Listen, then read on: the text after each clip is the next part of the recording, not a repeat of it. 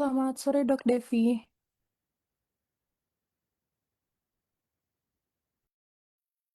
Iya, selamat sore. Eh ya, sudah nambah lagi partisipannya. Saya maunya nunggu sampai jam 15. Eh, karena saya akan kunci roomnya.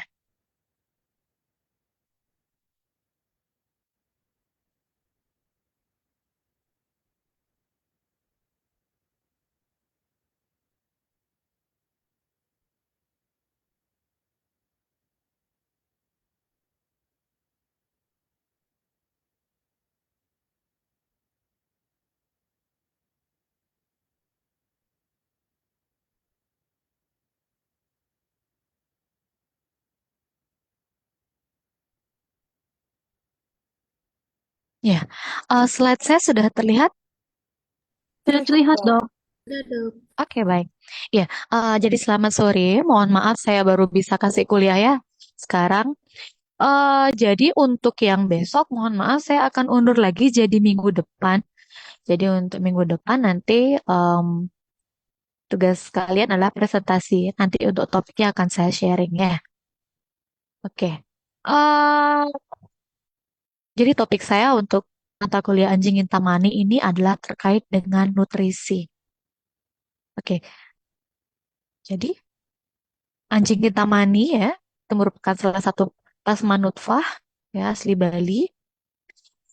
Untuk kelompok anjing ini, dia hidupnya di Desa Sukawana Kintamani. Siapa di antara kalian yang belum pernah lihat anjing Kintamani? Saya yakin udah 3 tahun di Bali harusnya sudah paling tidak pernah lihat anjing Kintamani ya. Kalau belum nanti mungkin bisa main ke Sukawana, jadi di sekitar Kintamani itu memang daerahnya cukup dingin ya.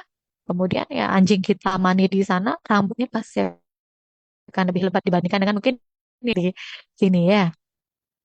Nah untuk ciri khas dari Kintamani ini, jadi akan ada bulu gumba ya, kemudian ada badok.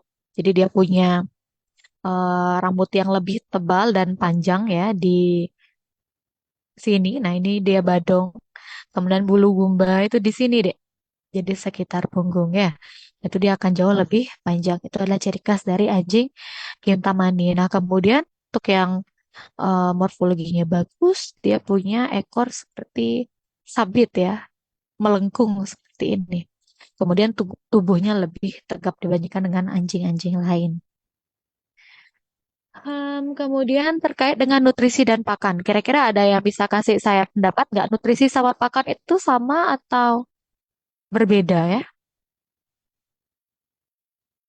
Silakan. Boleh, Dok. Saya izin menjawab protein, Dok. Ya. Maaf, sama atau Eh, beda antara nutrisi dan pakan itu? oh, beda.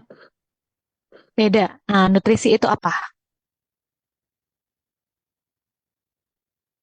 Ya, Feby. Izin menjawab, Dok. Maaf kalau salah. Kalau nutrisi dan pakan tuh beda. Dari tulisan aja dia pakai dan. Kayak kalau misalnya nutrisinya tuh Oke, kayak baiklah. kandungan, terus pakannya itu ya makanannya kayak gitu, kayaknya. Oke, tunggu sebentar.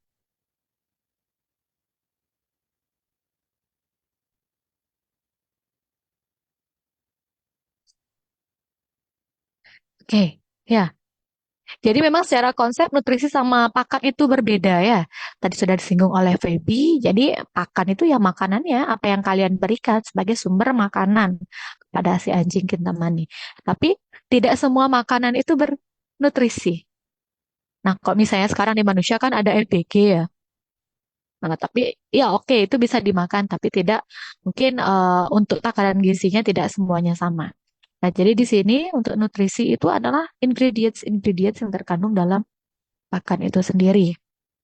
Jadi nutrisi di sini sangat penting ya perlu kalian pertimbangkan karena dia akan mempengaruhi banyak sekali terkait dengan tumbuhannya, terkait juga dengan agresivitasnya ya. Jadi kalau misalnya anjing kebanyakan protein, biasanya dia akan jauh lebih agresif. Nah, kemudian ada kandungan-kandungan tertentu juga. Kalau misalnya di sini anjing Kintamani kan dia rambutnya cenderung panjang ya. Nah, jadi kita perlu menambahkan lemak-lemak yang mengandung omega 3 dan omega 6. Jadi itu bagus untuk eh, penampilan dari rambut, kemudian pertumbuhan dari rambut anjing Kintamani itu sendiri. Nah, jadi untuk nutrisi dalam pakan itu dia berfungsi satu pasti untuk perkembangan tubuh ya. Jadi apalagi papis itu kalau kalian sempat bandingkan ya pakan kandungan pakan di papis sama adult sama geriatri itu pasti berbeda. Nah, kalau yang papis biasanya dia akan lebih banyak proteinnya karena pada umur-umur muda banyak-banyak juga sel yang sedang berkembang sehingga dia perlu lebih banyak protein. Nah, kemudian untuk pembentukan tulang dan otot sama, tapi juga karena dia belum maksimal pertumbuhan tulang dan ototnya, biasanya kalsium sama fosfornya juga akan jauh lebih tinggi dibandingkan dengan yang adult. Tapi kalau misalnya nanti kalian berharap tulang dan otot pada anjing dewasa itu tetap bagus, kalian kasih yang papis aja. Jangan salah, nanti bisa merusak filtrasi dari ginjal. Jadi untuk pemberian pakan, pemilihan pakan itu sendiri juga kalian harus mempertimbangkan banyak hal ya. Jadi tidak hanya dengan manfaatnya saja, kalian juga perlu mempertimbangkan berapa sih umur hewannya, kemudian jenis kelamin hewannya apa sih, termasuk ras hewannya apa sih. Karena ada beberapa yang juga tidak bisa mentoleransi zat makanan itu. Nah, kemudian di sini kalau sudah dewasa, nutrisi ini juga fungsi penting ya. Memiliki fungsi penting untuk membantu reproduksi dari anjing kintamani itu sendiri. Ya, kemudian kesehatan rambut tadi sudah saya sampaikan untuk pemberian omega 3, omega 6 itu penting untuk menjaga penampilan dari rambut hewan. Nah, kemudian sebagai pengatur suhu tubuh juga ya, dan untuk memperbaiki jaringan-jaringan sel tubuh. Jadi ini adalah fungsi penting dari nutrisi sehingga perlu kita pertimbangkan juga apa-apa saja yang bisa kalian berikan. Nah, jadi ini untuk kunci penting pemeliharaan hewan, ya, ada kualitas, ada kuantitas. Jadi, kalau kalian kasih makanan banyak, belum tentu dia kualitasnya baik, ya. Jadi kalau makanan itu kualitasnya baik, kalian berikan sedikit saja, dia pasti akan memiliki respon terhadap tubuh. Tapi kalau misalnya makannya kurang bergizi ya, kalian makan banyak pun, dia tidak akan bisa memberikan efek yang cukup terhadap tubuh. Jadi nanti tolong diperhatikan kualitas pakannya sama kuantitas pemberian pakannya. Nah, di sini tidak semua kualitas itu ini ya mendukung ya dengan kualitas. Jadi kalian tetap harus mempertimbangkan keseimbangannya. Kapan harus ngasih banyak, kapan harus ngasih sedikit. Kemudian dengan pakan yang nutrisinya juga pasti sudah kalian pertimbangkan. Jadi untuk pakan seimbang, dia mengandung beberapa campuran bahan ya. Jadi kita udah mulai masuk ke makronutrisi sama mikronutrisi. Di sini ada protein, lemak, karbohidrat itu adalah unsur-unsur makro ya. Jadi di sini untuk protein, lemak sama karbohidrat itu merupakan sumber energi sehingga dia harus terkandung dalam pakan ya. Kemudian masuk ke mikronutrisinya. Jadi ada vitamin ya. Ada vitamin E itu bantu untuk kulit termasuk juga dengan regenerasi sel ya. Kemudian ada mineral banyak banget ya, ada kalsium, fosfor, magnesium. Itu juga dia terkandung dalam pakan, tapi memang dalam jumlah yang sedikit. Termasuk zinc juga ya. Jadi mineral zinc itu penting juga untuk performa rambut ya, performa kulit dan rambut. Jadi pasti di pakan itu mengandung zinc dalam jumlah sedikit. Nah, jadi fungsi vitamin di sini adalah untuk metabolisme tubuh ya, membantu metabolisme tubuh. Kemudian eh, kandungan mineral dan air di sini fungsinya untuk mengatur suhu tubuh, transportasi juga ya beberapa bahan, kemudian membantu metabolisme dari tubuh ya. dan sebagai komponen penyusun tubuh. Jadi air di sini dia memang proporsinya jauh lebih banyak ya. Nah, kemudian untuk sumber nutrisi, jadi kita punya banyak pilihan ya. Ada daging, ikan, susu, sayuran, telur, biji-bijian. Tapi yang perlu kalian ingat dalam memilih bahan makan, yang pertama adalah kalian harus pertimbangkan ras dari hewannya ya. Kemudian kalau sudah tahu rasnya, nanti tingkat aktivitasnya. Jadi tidak semua, eh oh sorry, jadi anjing-anjing yang mungkin temperamennya tenang, kemudian aktivitasnya cenderung sedikit ya, misalnya anjing-anjing tua begitu, pasti dia kebutuhannya berbeda dengan anjing-anjing eh, papis ya, kemudian yang mungkin digunakan untuk membantu eh, pekerjaan polisi, misalnya anjing pelacak ya, itu pasti juga berbeda untuk segi nutrisinya, sehingga kalian harus pertimbangkan juga. Kemudian lingkungan, jadi lingkungan ini sangat mempengaruhi kebutuhan energi, jadi suhu, kelembaban, tempat berteduh, stres, dan aklimatisasi juga harus diperhitungkan saat menghitung kebutuhan energi harian. Jadi kalau misalnya anjingnya dipelihara di luar, kebutuhan energinya bisa 10 kali lebih tinggi dibandingkan sama anjing yang dipelihara indoor. Karena suhu di luar pasti dia jauh lebih panas dibandingkan dengan suhu di dalam rumah ya. Untuk itu paling tidak kalian sudah menyediakan air secara ad libitum, jadi selalu tersedia ya. Nah, kemudian yang bisa dipertimbangkan juga adalah adanya respon alergi. Jadi ada beberapa anjing yang mungkin dia alergi dikasih kandungan-kandungan ayam. Nah, gimana caranya kalian tahu? Biasanya kita akan menggunakan apa ya namanya? Biasanya kita akan menggunakan em, teknik eliminasi ya. Misalnya ada beberapa lesi kulit yang mengarah ke kondisi alergi atau intoleransi ya, misalnya kandungan ayam, kalian bisa bertahap mengganti pakannya. Jadi menggunakan pakan yang kandungannya bukan ayam, bisa jadi lem ya, atau mungkin kalian ganti dengan em, kandungan beef gitu ya, bisa. Nah, biasanya kalau approve ya, akan terjadi penurunan jumlah lesi, kemudian kondisi kulitnya juga akan jauh lebih baik, tapi tidak serta-merta langsung ya. Biasanya akan terlihat di 2 minggu sampai 6 minggu pertama. Tapi untuk em, lengkapnya, kalian bisa kalian bisa evaluasi selama 8 minggu untuk pergantian pakan ini kira-kira pakannya cocok apa enggak untuk hewannya ya. Nah, kemudian termasuk juga dengan ukuran anjing ya. Jadi kalau anjingnya kecil ya untuk yang small breed itu dia pasti kebutuhannya jauh lebih besar dibandingkan dengan anjing yang mungkin medium ya. Jadi biasanya anjing-anjing yang small breed itu dia lebih aktif sehingga biasanya kebutuhan nutrisinya juga jauh lebih besar. Nah, kemudian untuk pemilihan pakan juga kalian harus sesuaikan juga sama bentuk anjingnya ya. Kalau misalnya anjingnya small breed, jangan kasih makanan dry food yang apa namanya, yang ukurannya besar-besar ya. Misalnya saya mungkin maaf saya sebutkan merek ada pedigree. Nah, pedigree atau mungkin merek pakan lain itu kan dia pasti sudah menyesuaikan ya, atau proplan gitu ya. Ini untuk yang small breed, ini untuk yang large. Jadi akan disesuaikan untuk bentuk peletnya itu sendiri. Alasannya adalah untuk membantu anjing agar lebih mudah dalam mengunyah, kemudian eh, membantu dalam proses patabilitasnya juga ya. Nah, kemudian kita kembali ke slide ya.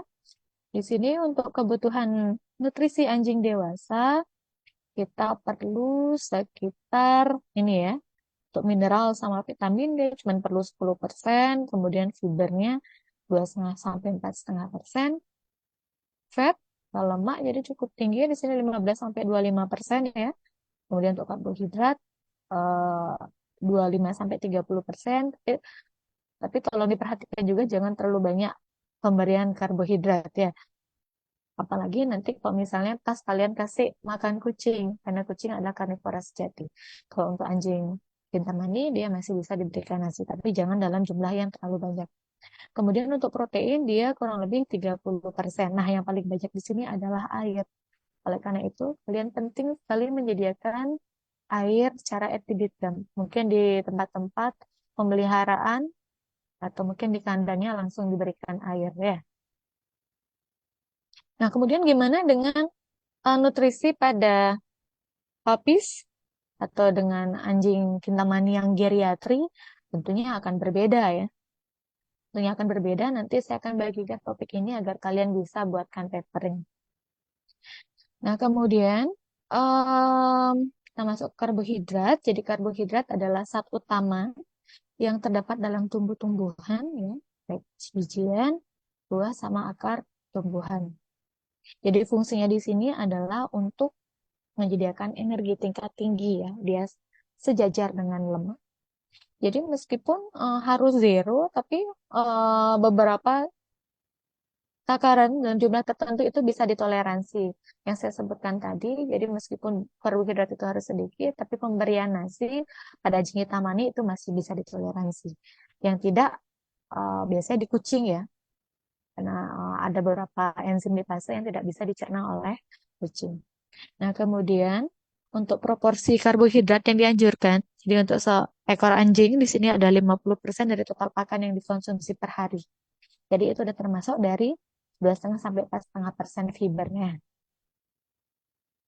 Nah, kemudian kita masuk ke protein. Jadi protein di sini fungsinya adalah untuk membentuk sel-sel tubuh dan jaringan, mengatur metabolisme, sama mengangkut bahan-bahan esensial dan pertahanan tubuh. Jadi di sini proteinnya juga terbagi ya, tersusun atas 10 asam amino.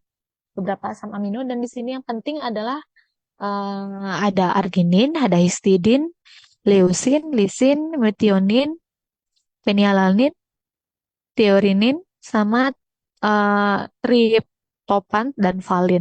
Biasanya yang paling sering kalian dengar biasanya adalah arginin sama leusin ya. Itu yang penting sekali harus terkandung dalam pakan. Jadi untuk sumber protein kalian bisa berikan tulang. Ya sekarang juga sudah banyak untuk tulang-tulang itu diproses menjadi tepung tulang begitu ya, dicampurkan pada makanan berbahan dry food atau mungkin dari kuku ya. Kuku itu juga kaya akan protein. Bisa kalian campurkan juga ya. Biasanya akan dikemas dulu, diproses dulu dalam bentuk tepung yang nanti akan dicampurkan ke dalam pakan.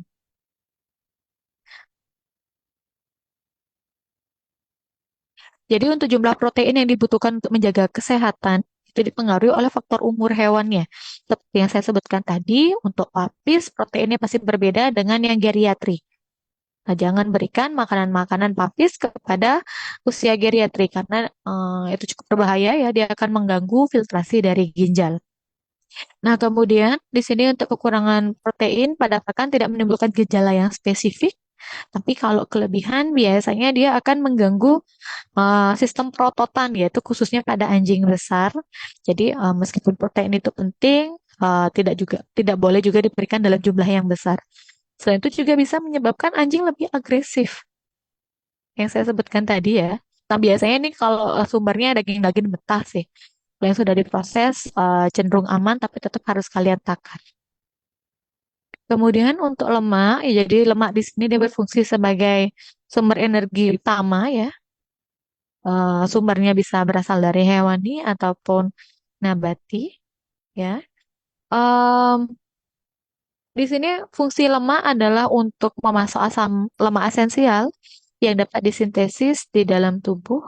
Kemudian bisa juga membawa vitamin penting yang larut dalam lemak ya. Jadi ada vitamin A, D, E, K. Itu penting sekali dibantu dengan lemak untuk bisa uh, dimetabolisme di dalam tubuh ya. Kemudian mempengaruhi kesehatan sistem integumen juga. Jadi ada beberapa lemak yang sangat membantu performa dari rambut dan kulit hewan. Itu adalah omega 3 dan omega 6. Kemudian di sini lemak juga membantu menjaga kesehatan sistem saraf. Nah, kalau kekurangan lemak biasanya kita bisa lihat dari makroskopis hewannya ya. Jadi mungkin rambutnya akan cenderung lebih kasar, kemudian kulitnya cenderung lebih kasar juga, rambutnya jadi lebih kusam, seperti itu ya. Mungkin juga kalau memang sangat kurang ya, defisiensinya sangat tinggi, itu akan menyebabkan adanya lesi-lesi kulit. Paling tidak alopecia itu pasti, kemudian akan ditambah dengan adanya hiperpigmentasi ya. Selain itu juga untuk kekurangan lemak ini bisa menyebabkan masalah pada jantung. Oleh karena itu harus disesuaikan. Kemudian kalau kelebihan ya pastinya akan menyebabkan obesitas pada anjing Intaman ini. Apalagi diberikan pada diberikan berlebih pada anjing yang tingkat aktivitasnya cukup rendah ya. Kemudian ada mineral. Jadi untuk mineral sendiri itu ada 12 ya. Yang penting sekali harus terkandung dalam pakan itu adalah kalsium, terutama untuk anjing-anjing lapis. Jadi kalsium dia penting untuk pembentukan tulang ya. Kemudian ada fosfor juga bersama dengan kalsium dia akan membantu proses pembentukan tulang. Untuk zat besi di sini Fe penting untuk proses eritropoiesis. Jadi kalau kurang kandungan Fe-nya biasanya akan menyebabkan hewan mengalami anemia. Nah, kemudian ada kobal juga.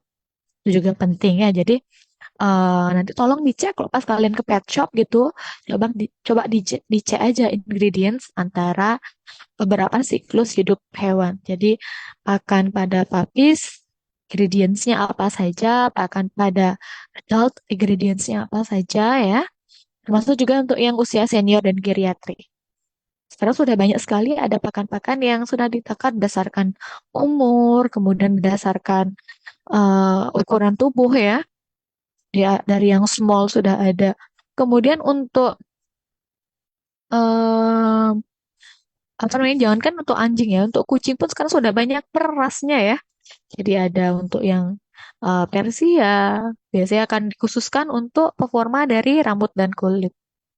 Nanti silakan kalian lihat di pet shop ya, tolong dibandingkan. Kemudian di sini untuk kalsium sama fosfor itu penting untuk pertumbuhan tulang dan gigi. Nah, jadi perbandingan antara kalsium sama fosfor itu adalah 11% berbanding dengan 0,9. Jadi kalsium tetap lebih tinggi ya. Nah, kemudian kalau kekurangan kalsium sama fosfor akan menyebabkan masalah pada tulang. Jadi dia jadi lebih eh, gampang rapuh ya.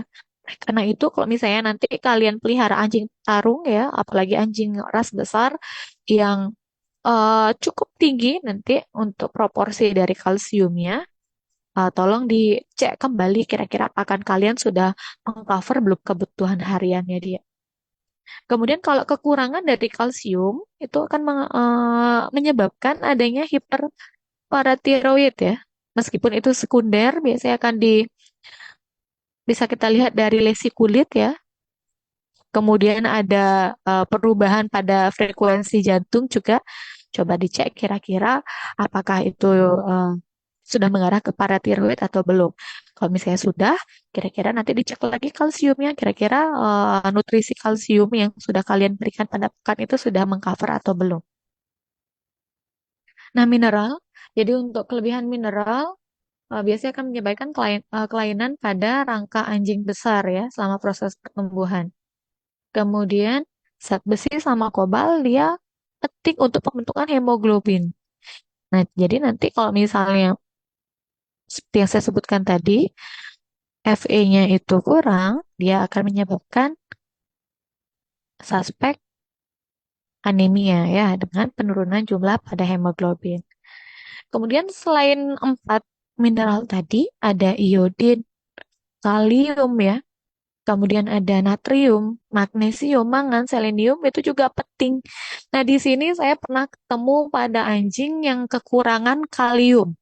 Nah, jadi anjing-anjing yang kekurangan kalium biasanya akan kita bisa lihat perubahan fisiknya pada frekuensi jantung yang irreguler ya.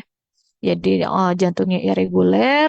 Kemudian biasanya persarafan dari anjing tersebut juga kurang baik. Misalnya kalian melakukan pemeriksaan nociceptif ya. Jadi anjing tidak cepat merespon atau bukan plus 2 skalanya. Tapi mungkin satu atau cenderung nol ya. Jadi nanti coba dicek lagi kira-kira kaliannya sudah cocok belum ya? Sudah mengcover belum ya yang kalian berikan dalam pakan begitu ya. Nah, kemudian ada juga yang diberikan dalam jumlah yang lebih sedikit lagi. Jadi ada selenium, tembaga, sama molybdenum ya. Di sini membantu proses enzimatik. Jadi ini adalah rekomendasi takaran ya. Jadi dari 12 mineral yang harus terkandung dalam pakan. Jadi ini adalah kebutuhan mineral harian untuk anjing dewasa dengan berat 15 kilo ya. Jadi kurang lebih anjing tersebut perlu 1000 kalori per hari. Kemudian kita lanjutkan dengan vitamin. Jadi di sini vitamin merupakan senyawa organik yang berperan dalam proses metabolisme ya. Jadi meskipun dia diberikan dalam jumlah yang sedikit, tapi unsur ini merupakan pelengkap biar pakannya menjadi seimbang ya. Kalau misalnya kekurangan vitamin A, biasanya akan mengganggu proses penglihatan, termasuk juga akan menyebabkan adanya lesi kulit ya. Jadi kalau misalnya anjing dengan dermatitis, yang perlu kita berikan adalah vitamin A dan vitamin E, karena sama-sama membantu proses regenerasi dari sel-sel, kemudian yang E membantu peremajaan. Jadi silakan kalian tambahkan juga pada anjing-anjing dermatitis kronis untuk vitamin-vitamin ini. Kemudian ada tiamin ya, jadi B1. Kalau anjing tersebut kekurangan tiamin, vitamin B1 biasanya akan menyebabkan defek pada saraf. Jadi eh, sistem sarafnya kurang bagus responnya ya, termasuk juga dengan jantung. Jadi apabila memang terjadi defisiensi kronis pada tiamin, dia bisa menyebabkan kerusakan pada otot-otot jantung. Tapi kalau pemberian misalnya kalian ketemu anjing-anjing seperti ini sehingga dia perlu injeksi vitamin D1 juga hati-hati ya. Kalian cek jantungnya dulu jangan asal di apa namanya diinjeksi. Misalnya kalian injeksi biosalamin gitu kan nggak boleh sembarangan. Harus dipantau dulu kondisi jantungnya. Apabila memang memerlukan injeksi tambahan, baru kalian tambahkan. Kalau memang bisa kalian koreksi dari pakan saja, silakan tambahkan dulu pada pakan ya. Kemudian ini adalah kebutuhan vitamin harian. Ya, jadi ada vitamin A, D, E, K, kemudian asam folat sama kolin. Jadi ini adalah rekomendasi pada anjing dewasa dengan berat 15 kilo. Jadi untuk anjing dewasa dengan berat 15 kilo, dengan bobot badan 15 kilo, kira-kira perlu sekitar 1000 kalori per hari ya. Hmm. Jadi untuk air, jadi air di sini diperlukan 40 sampai 50 mili per kilo bobot badan setiap harinya. Jadi nanti silakan kalian tambahkan. Kalau misalnya bobot badannya 10 kilo, jadi perlu minimal 400 mili air harus masuk per harinya, per 24 jam. Heeh. Tapi kalau misalnya kalian sediakan ad libitum, paling tidak setiap mau habis kalian tambahkan. Biasanya kan kalian takar ya berapa mili sih dia minum. Apalagi kalau misalnya pada hewan-hewan dengan gangguan perkecingan ya, gangguan ginjal. Biasanya kita akan sarankan kepada owner untuk mentakar. Sehingga dokter tahu berapa sih kira-kira konsumsi minum minum per harinya itu akan membantu sekali untuk proses treatment ya jadi yang non farmakologis di samping juga mungkin akan dibantu dengan pemberian diuretik jadi untuk memudahkan anjing itu berkemih sehingga kalau misalnya outputnya tinggi dia juga akan terangsang untuk minum begitu ya. Nah kemudian di sini air dia juga berfungsi untuk mengatur suhu tubuh sama diet pakan kemudian juga membantu proses pencernaan jadi kalau misalnya hewannya dikasih dry food airnya harus banyak. Kalau misalnya kalian ketemu anjing yang lagi mungkin kurang sehat ya, kemudian dia juga minumnya susah, cara yang bisa kalian lakukan adalah mengganti pakan dry foodnya menjadi wet food yang kandungan airnya lebih tinggi. Jadi untuk air itu juga sangat penting kalau kalian bandingkan dengan tingkat aktivitas hewannya ya. Jadi kalau misalnya dia latihan fisiknya cukup tinggi dibandingkan dengan anjing eh, lain dengan bobot badan dan umur yang sama, kalian harus tambahkan juga untuk konsumsi airnya. Kemudian kalau misalnya hewan itu dia dipelihara di daerah tropis, pasti juga kebutuhan airnya jauh lebih tinggi ya dibandingkan dengan daerah-daerah yang cenderung lebih dingin. Kemudian kalau hewan itu lagi laktasi, lagi menyusui, itu juga perlu kalian tambahkan untuk kebutuhan airnya. Sakit ya, misalnya diare muntah karena cairan yang dikeluarkan itu cukup tinggi, harus dibantu dengan pemasangan infus. Kalau misalnya hewannya memang tidak mau minum, biasanya dibantu dengan pemberian infus. Untuk terapi cairan juga perlu kalian pertimbangkan. Kira-kira berapa sih jumlah cairan yang eh, diperlukan? Jadi ada cairan maintenance sama cairan pengganti. Itu biasanya akan dibahas lebih lanjut di eh, elektif emergency veteriner ya kalau nggak salah. Jadi untuk treatment-treatment terapi cairan itu penting ya sekarang karena untuk kondisi-kondisi emergency pasti paling tidak adalah pemasangan infus terlebih dahulu. Nah, di sini juga kalau pada hewan-hewan dengan gangguan uru, nah biasanya dia juga perlu air yang lebih tinggi ya, lebih banyak supaya tidak mengundang nanti terjadi supersaturasi urin. Nah, jadi untuk pakan-pakan seperti yang saya sebutkan tadi kan banyak juga mengandung mineral ya.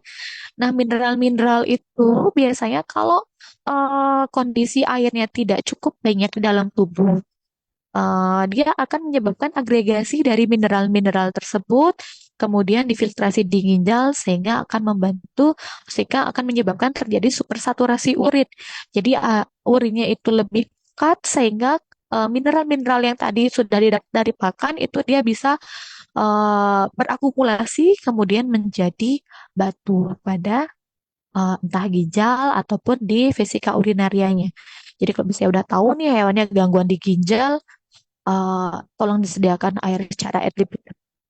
Jangankan hewan, kita aja juga harus dapat air yang cukup kan ya. Sampai di sini ada pertanyaan?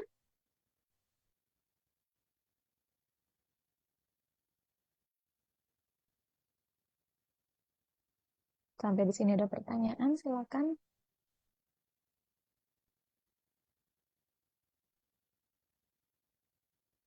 Oke, kalau belum saya Mungkin belum lanjutkan. ada. Oke, baik. Terima kasih responnya. Saya izin lanjutkan ya untuk kebutuhan anjing akan nutrisi. Jadi di sini untuk sumber energi, jumlah pakan yang diperlukan itu dia pasti akan tergantung dengan makronutrisi ya. Jadi karbohidrat sama sama protein. Jadi kalau misalnya lemak, kandungan lemak sama karbohidrat yang diberikan itu dia tidak mencukupi ya, tidak cukup, biasanya protein yang akan dipecah. Jadi biasanya protein akan dipecah untuk menyediakan energi. Jadi otomatis akan terjadi ketidakseimbangan di sini ya. Karena tadi lemak, kemudian karbohidrat itu dia tidak cukup, kemudian kandungan protein yang akan dipecah menjadi sumber energi. Otomatis banyak kandungan-kandungan makronutrisi yang tidak tercukupi. Jadi di sini untuk piramidanya karbohidrat, kemudian protein, ya ini biasanya proteinnya harus lebih banyak dibandingkan dengan karbohidrat ya. Kemudian fat, lemak, mineral, vitamin yang paling sedikit. Oke, ini pertimbangan pemilihan pakan ya saya ulas lagi. Jadi perlu dilihat ras hewannya. Biasanya untuk anjing-anjing pitbull gitu kan, kalian harus pertimbangkan kalsium sama fosfornya. Jadi itu penting untuk pembentukan tulang dan otot. Kalau misalnya kalian pelihara anjing-anjing yang rambutnya panjang, itu mineralnya yang perlu kalian pertimbangkan ya. Kemudian tingkat aktivitas, umur, ukuran, alergi sama lingkungan.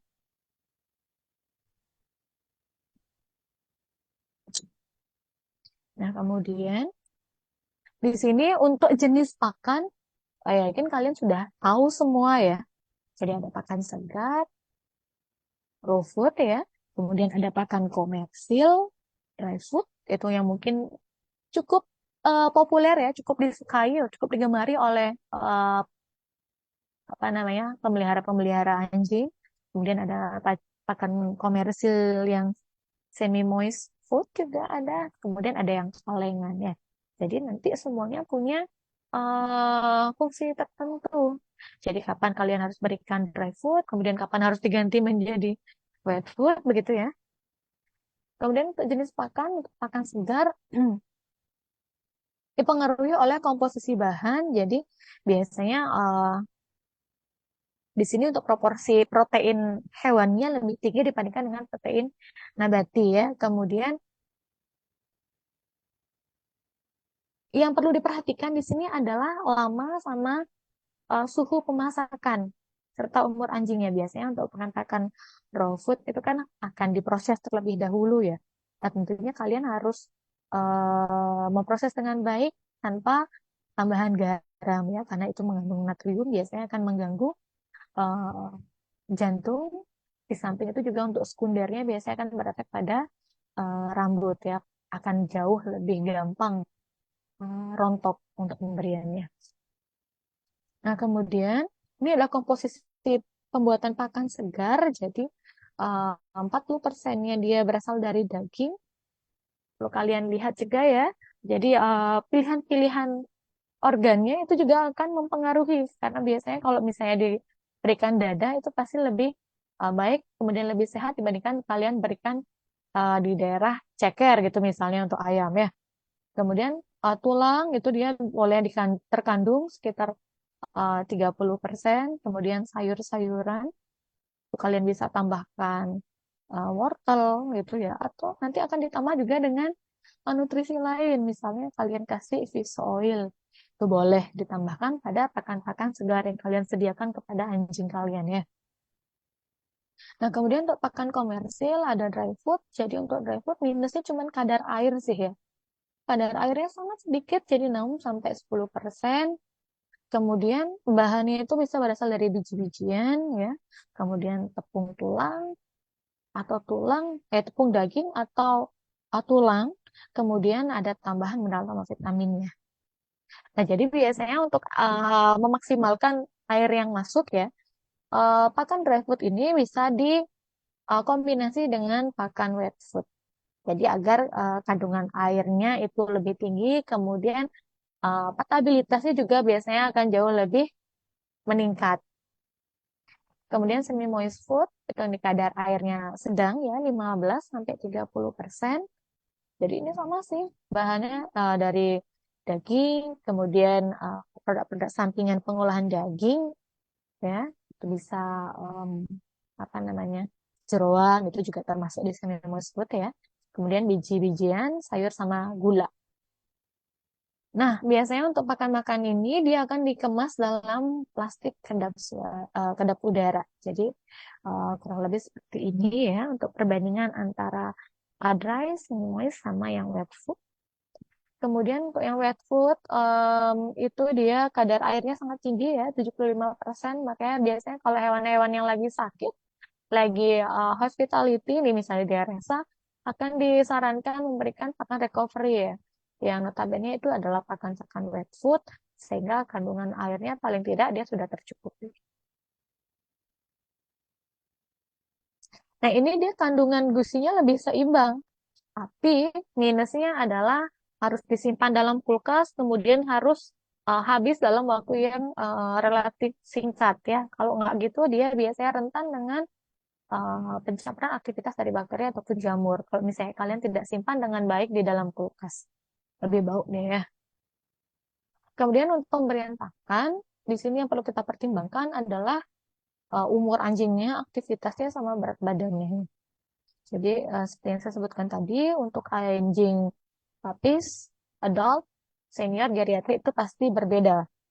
Kemudian aktivitasnya juga, kalau misalnya pada anjing golden ya, kalian bandingkan dengan labrador itu pasti berbeda ya. Termasuk juga dengan anjing pug, anjing pug sama anjing pug sama anjing apa ya saya bilang golden ya, itu pasti juga akan berbeda ya.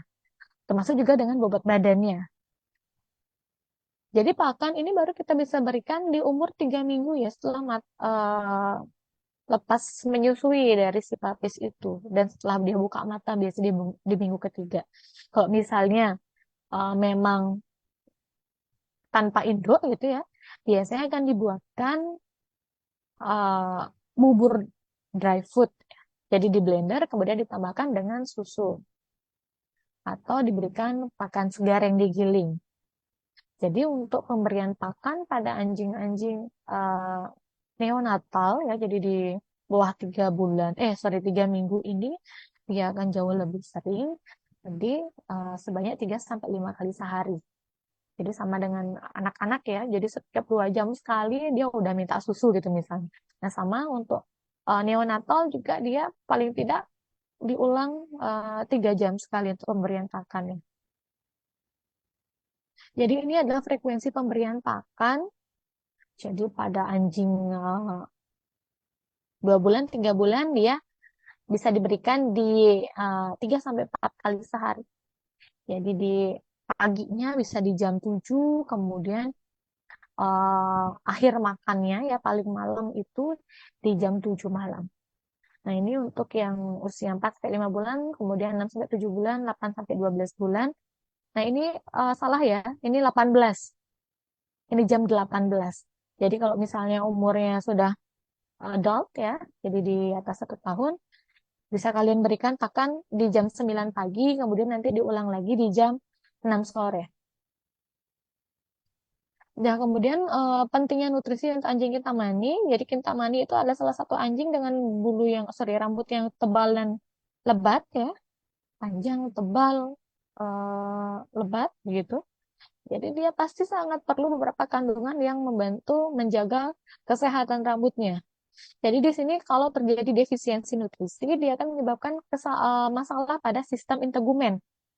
Jadi seperti yang kita tahu, integumen itu kan organ terbesar ya, organ pelindung terluar dari tubuh, kemudian organ terbesar, sehingga akan cukup mengganggu apabila terjadi gangguan integumen pada anjing peliharaan kita. Oleh karena itu, paling tidak kalian harus pastikan nutrisinya sudah cukup.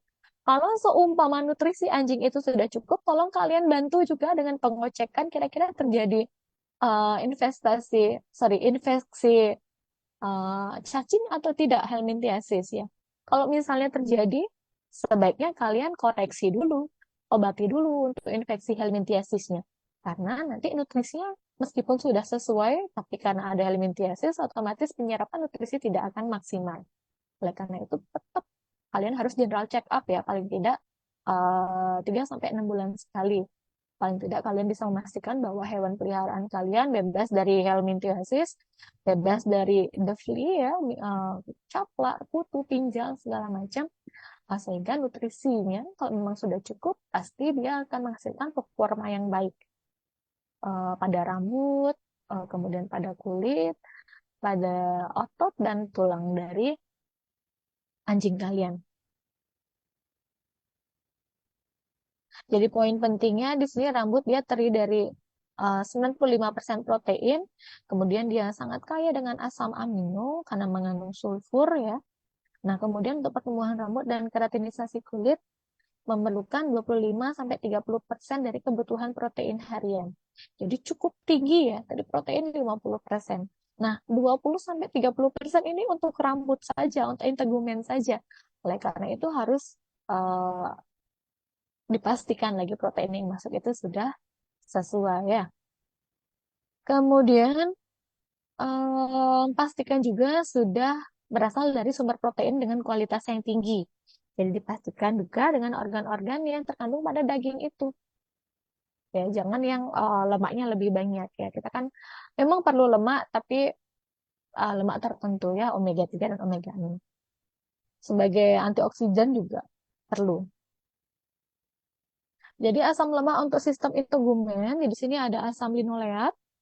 Jadi penting untuk kesehatan kulit sama rambut. Apabila terjadi defisiensi, biasanya bulunya juga rambut dia akan jauh jadi kusam sama kering, kemudian rambutnya mudah rontok ya. Kemudian kulitnya cenderung berminyak kalau misalnya kurang dari asam linoleat. Kemudian hal tersebut akan menyebabkan hewan menjadi rentang terhadap inflamasi kulit. Kemudian yang diperlukan juga adalah asam lemak omega 3. Jadi kita bisa dapatkan dari minyak ikan, baik itu salmon ataupun makarel. Kemudian bisa juga kita dapatkan dari minyak tanaman. Yang sekarang lagi booming kan penggunaan minyak kelapa murni ya. Jadi untuk minyak kelapa tersusun dari asam lemak rantai medium. Jadi itu penting sekali ditambahkan pada pakan ataupun sebagai media shampoo ya. Tujuannya adalah untuk terapi dermatitis. Yang itu adalah salah satu contoh minyak tumbuhan atau tanaman yang umum digunakan di masyarakat ya. Nah, kemudian ada juga omega 6. Jadi untuk omega 6 ini dia berperan menjaga lapisan kulit terluar. Kemudian sumbernya kita bisa dapatkan dari minyak bunga matahari, kemudian jagung ya, sama lemak-lemak yang dimiliki oleh unggas. Jadi untuk rasio omega 3 sama omega 6 ini 2,6 berbanding 1 ya. Jadi omega 3 tetap lebih tinggi dibandingkan proporsi dari omega 6. Nah, ini juga ada zinc. Zinc untuk sistem integumen. Jadi ini sangat uh, penting ya meskipun dia merupakan komponen integral dari berbagai melanoenzim dan kofaktor untuk polimerase RNA dan DNA. Fungsinya adalah untuk pembelian sel epidermis. Kalau misalnya kekurangan zinc, rambut jadi jauh lebih kusam, kasar, kemudian timbul lesi kulit ya. Jadi meskipun jumlahnya sedikit tetap harus terkandung dalam pakan. Vitamin A juga penting. Kemudian ada vitamin B di sini untuk menjaga imunitas tubuh ya. Kemudian ada vitamin H. Jadi ada biotin. Dia berfungsi untuk pertumbuhan, berperan dalam pertumbuhan, pencernaan sama pembentukan otot. Ya, jadi di sini biasanya untuk biotin ini dia umum dikombinasikan dengan omega 3. Uh, Penting untuk menjaga inflamasi kulit. Nah, di sini kalian bisa dapatkan sumbernya dari telur, tapi tolong jangan berikan telur putih telur yang mentah ya, karena dia mengandung E. coli. Jadi paling tidak kalian rebus terlebih dahulu, nanti silakan kalian berikan putih telurnya. Nah, selain mengandung biotin, putih telur juga mengandung albumin yang sangat penting untuk menjaga imunitas ya. Kemudian albumin yang seimbang juga akan membantu nanti pemberian-pemberian obat yang berkaitan dengan protein. Jadi semua harus dipertimbangkan, kemudian harus sesuai. Vitamin E dia penting juga untuk sistem integumen. Kemudian ini ya ada tembaga. Tembaga jadi dia sangat penting karena dia akan menyerap zat besi dan sebagai antioksidan. Meskipun jumlahnya sedikit, tapi tetap kita harus pertimbangkan tekanan dalam pakan ya. Kalau misalnya dalam pakan tersebut kelebihan tembaga, biasanya akan menyebabkan kesalahan pada metabolisme. Sehingga biasanya akan ada akumulasi tembaga di dalam hati. Nah, bagaimana cara kita tahu? Biasanya kita akan cek kadar-kadar mineral melalui pemeriksaan biokimia darah ya. Kemudian dilanjutkan dengan pemeriksaan ultrasonografi untuk mengevaluasi kondisi dari hati. Oke, dari saya cukup. Ada pertanyaan, saya persilakan. Hmm,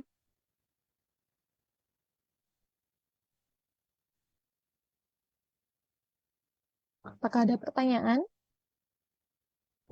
Izin bertanya dok, Iya, Eh izin dok izin bertanya kan ada pakan yang dia itu berasal dari organ hati kan dok. Nah dari yang saya baca tuh hati fungsi itu kan untuk detoksifikasi racun. Apakah aman gitu dok diberikan pakan yang berasal dari organ hati seperti hati ayam gitu dok? maaf kok suaranya sedikit terputus-putus. Syaputra, tolong diulang. Jadi izin bertanya dok, kan aku pernah Iya, lihat kalau yang jelas tadi ada pakan yang bisa berasal dari organ hati, misalnya organ hati ayam. Apakah itu aman dok? Karena kan oke. hati ayam juga kan bisa berfungsi untuk detoksifikasi racun gitu dok. Iya, iya, oke. Terkait dengan organ hati, apakah itu aman atau tidak, begitu ya? Oke. Kalau misalnya kalian berikan organ hati yang terlalu banyak ya, istilahnya lebih didominasi. Biasanya kalau pada anjing-anjing yang dipelihara yang lagi hospitality, kalau nggak mau makan atau mau nggak makan, kan dikasih hati rebus begitu ya, berserta kaldunya. Biasanya akan lebih merangsang patabilitas. Oke, kalau itu nggak masalah, asalkan dia sudah diproses terlebih dahulu, jadi direbus ya, tanpa tambahan garam. Jadi direbus biasa, tapi jangan terlalu banyak. Kalau terlalu banyak nanti akan menyebabkan terjadi eh, gangguan tersendiri di hati hewannya ya, di hati anjingnya. Akan menyebabkan terjadinya melena juga. Jadi biasanya karena kandungan Fe-nya terlalu tinggi, dia akan menyebabkan beberapa ulkus pada saluran pencernaan. Tapi terkait dengan organ hati atau bagian dari hati yang diberikan itu toksik atau tidak, itu tidak masalah asalkan dia sudah diproses terlebih dahulu. Jadi terjadi pemanasan di sana. Itu yang bisa saya tambahkan, Syah Putra. Pasti sering lihat anjing ini ya, yang lagi run up ya. Iya dok, baik dok, terima kasih dok. Iya. Biasanya kalau di klinik itu dikasihnya hati rebus dicampur dengan kaldunya ya kan begitu. Kalau memang ownernya tidak bersedia untuk pemberian pakan recovery karena seperti yang kita tahu pakan recovery itu kan cukup mahal ya. Nah, jadi akan diberikan eh, pakan yang diolah jadi raw food, biasanya nasi plus rebusan hati dan kaldunya. Tuh, mungkin ada pertanyaan lagi, saya persilakan. Mungkin Mbak saya izin bertanya dok. Ya, Felicia.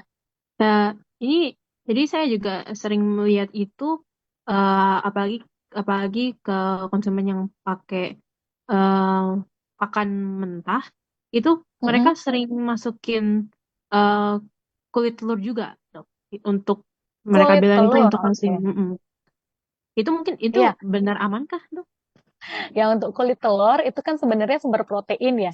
Oke, biasanya untuk kulit telur itu dia akan diproses terlebih dahulu agar menjadi tepung. Karena itu memang sangat tinggi ya syarat akan protein. Tapi kalau misalnya diberikan langsung, tidak, asalkan dia rata ya seperti tepung. Sudah ditepung dulu nggak? Sudah dihaluskan dulu nggak ya Felicia kemarin saat Oh, diberikan di klinik? enggak dok, saya sering lihatnya itu benar-benar habis di eh, itu langsung langsung dikasih. Oke, nah sebenarnya yang bisa menjadi yang perlu menjadi pertimbangan kita itu adalah ini ya, karena itu kan cangkang telur itu cukup eh, tajam ya. Kalau misalnya memang belahannya memang kurang bagus, kita bilang kalau nanti diberikan pada anjing-anjing pak seperti itu yang makannya sangat sangat apa ya? Saya bilang anjing pak itu ya sangat sangat hap-hap gitu loh. Sangat cepat dia makan itu kan sangat berbahaya nanti kalau misalnya saat masuk ke esofagus. Biasanya lebih baik karena memang tidak akan mengurangi proteinnya ya, nanti ditumbuk aja dulu. Jadi dia biar lebih halus kemudian ditambahkan pada pakan. Jadi memang proteinnya jauh lebih tinggi untuk itu. Tapi lebih baik dihaluskan dulu ya. Jadi nggak terlalu tajam gitu Felicia. Menarik untuk ini. Lihat di klinik mana kemarin Felicia? Bukan cuma klinik sih dok, aku lebih ke suka ikut konten konten creator yang pemeliharaan juga. Oke, oke, iya, iya. Menarik. Memang sekarang ini lagi banyak banget yang bisa terkait dengan cangkang kulit telur, ya. Cangkang telur. Cuman itu untuk pemberiannya, kalau pada anjing besar mungkin tidak masalah ya. Tapi kalau pada anjing yang small breed, itu sepertinya harus dihaluskan terlebih dahulu biar tidak mengganggu nanti esofagusnya. Jadi nggak terlalu tajam saat dia masuk. Meskipun anjing itu melakukan mastikasi ya, tapi kan mungkin tidak akan sehalus kalau kita cacah ya. Takutnya nanti malah luka sih esofagusnya ketika masuk begitu Felicia. Terima kasih. Mungkin ada sanggahan dari Felicia, silakan. Segitu saja dok, terima kasih. Terima kasih Felicia. Asya Putra kelas apa ya, Dek? Permisi dok, saya kelas D dok. Kelas D. Kalau Felicia? Saya juga kelas D dok. Oke. Si ada pertanyaan, saya persilakan sambil saya share absen ya. Izin bertanya, Dok. Iya, ini siapa? Komang. Komang siapa nih? Izin Komang Tribuana, Dok. Oke, ya gimana Komang?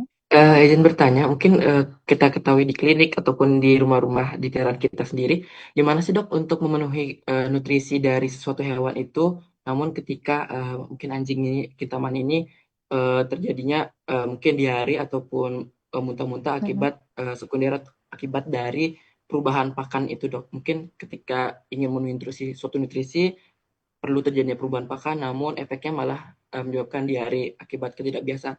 Nah, dari itu tuh gimana sih cara memenuhi nutrisi tersebut tanpa mencegah ataupun menghindari dari efek tersebut? Mungkin sekian. Oke, baik, terima kasih. Tribuana ya. Jadi kalau misalnya memang karena pergantian pakan, kalian lihat ada perubahan klinis pada hewannya, misalnya muntah atau diare, otomatis yang harus kalian lakukan adalah koreksi dulu, ya. Eh, Kalian harus lihat turgor kulitnya, sehingga kalian tahu berapa sih derajat, apa namanya ya, derajat dehidrasi dari hewannya. Jadi jangan jangan berpikir untuk menyeimbangkan nutrisi dulu. Yang perlu kalian lakukan saat itu adalah ini adalah kondisi emergensi ya. Jadi silakan kalian em, berikan terapi cairan terlebih dahulu. Apabila memang untuk diare sama eh, muntahnya memang sudah tercover, sudah terkoreksi, baru nanti silakan kalian eliminasi. Kira-kira kemarin pakan yang diberikan itu kandungannya apa sih begitu ya. Kemudian disesuaikan kembali untuk jenis hewannya. Jadi ini untuk small udah cocok belum ya untuk small breed, bukan yang dikasih yang large gitu loh. Habis itu nanti kalau kalian mau tahu ya, ini sebenarnya untuk kandungan-kandungan mikronutriennya sudah tercukupi atau belum ya, tentunya dengan pengujian nutrisi ya lewat darah. Sorry, pengujian mineral lewat darah. Jadi nanti akan lengkap sekali kalsium yang ada di darahnya berapa sih. Nanti kalian cocokkan tuh dengan rekomendasi harian. Tapi tentunya itu biayanya cukup besar ya. Ya biasanya paling tidak dilihat dari pertumbuhan hewannya, kemudian performa kulit dan rambutnya, paling tidak dilihat sama konsistensi fesesnya. Biasanya itu sih kalau tidak mau ke lab Tribuana. Oke, terima kasih dok. Mungkin ada yang belum terjawab, Buana? Mungkin sudah Atau semua yang saya tanyakan. Terima kasih dok. oke, Bu. Iya, kelas apa kamu deh? Izin saya dari kelas A dok. Iya, masih ada pertanyaan? Saya persilakan. Saya sudah share untuk link absennya ya. Apa sudah diterima? Silakan sambil absen ya, Dek. Izin bertanya dok, Iya, siapa ini ya? um, apakah suara saya masuk dok? Oke ya. Izin bertanya, Ya, silakan. suara, Apsana ya? iya dok. Mm-mm. Kemarin saya Silakan. sempat lihat lagi ada uji coba untuk recovery anjing, itu di kliniknya itu kerjasama sama satu perusahaan raw food untuk Mm-mm. anjing. Nah, kalau secara klinisnya mungkin secara yang kita tahu itu raw food kan mentah ya. Mm-mm. Lebih bagus mana sebenarnya untuk recovery antara raw food sama wet food itu sendiri dok? Untuk raw food, kira-kira bahan yang diberikan kemarin itu apa, Dek? Kalau dari Dana, yang saya ingat itu kayak food itu antara kombinasi ada ayamnya, ada lem juga, tapi Mhm. untuk seri kemarin yang saya lihat itu yang dikasih sapi, Hati ya? sapi dok. Oke. Itu dia lumayan Tapi untuk telur kan tidak diberikan ya? nggak ada telur, Maaf, nggak ada telur dok, ada. nggak ada dok. Oh, tidak ada.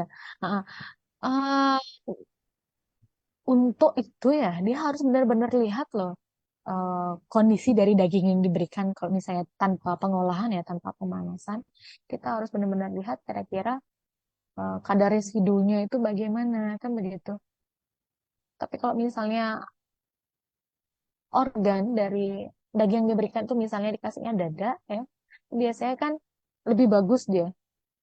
Tapi kalau nggak diolah itu cukup menarik ya. Saya belum pernah sih lihat yang tanpa diolah. Paling tidak dia harusnya direbus dulu. Kalau yang kalau yang tidak diolah, memang sih proteinnya seharusnya lebih tinggi karena tidak terjadi denaturasi kan begitu ya. Tapi kita tidak bisa pastikan bahwa daging atau bagian tersebut sudah bebas belum dari E. coli paling tidak gitu. Ini baru percobaan ya, Apsana? Atau sudah ada yang Kebetulan yang komersilkan? kemarin itu dari perusahaan raw foodnya itu kalau kerjasama sama ada satu klinik, Mm-mm, nah itu dia masih kayak percobaan buat mm-mm. treatment recovery. Oke, tapi belum ada hasilnya ya, sementara. Dari hasil yang saya lihat sih mungkin dia sama aja kalau sama kayak pemberian wet food, dia sudah mulai aktif, dia Uh-uh. sorry rambutnya juga kelihatan shiny, tapi Oke, saya lagi terkait fesesnya gimana? kalau fesesnya Terkait normal-normal normal-normal saja ya, tidak ada perubahan konsistensi ataupun warna dari fesesnya. tidak ada. Oke, kalau saya boleh tahu, daging-daging yang dipilihkan itu kira-kira sudah dicek belum kadar residu sama mungkin ada bagian-bagian khusus yang diambil sebagai pakan raw foodnya ini.